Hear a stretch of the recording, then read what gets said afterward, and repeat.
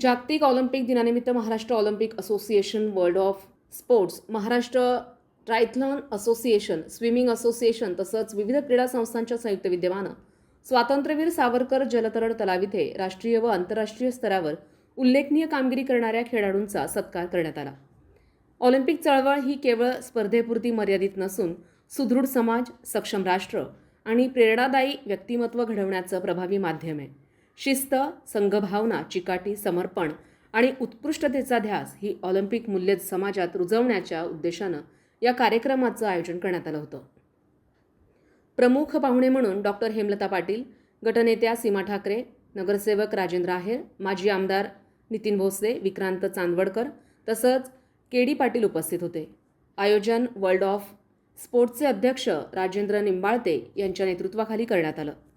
सचिव सुनील गायकवाड, विजय देशमुख, भाऊसाहेब पाटील, रवींद्र सिंदीकर, दिलीप हिंगमिरे, रवी बेडसे, धनंजय कमुतकर, सायकलिंग असोसिएशनचे सचिव नितीन नागरे, योगेश टिळे, राजेश देशपांडे, व्यवस्थापक रूपचंद काटे, शिल्पा पागे, निनाद निंबाळते, श्रीराम सांगळे, दीपक भोसले, सोन कांबळे यांची विशेष उपस्थिती होती.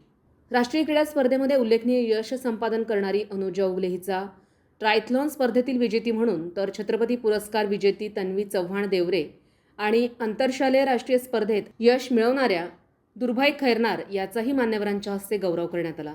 कार्यक्रमास जलतरण संघटनेचे सभासद, क्रीडा क्षेत्रातील पदाधिकारी, प्रशिक्षक, पालक व क्रीडाप्रेमी मोठ्या संख्येत उपस्थित होते.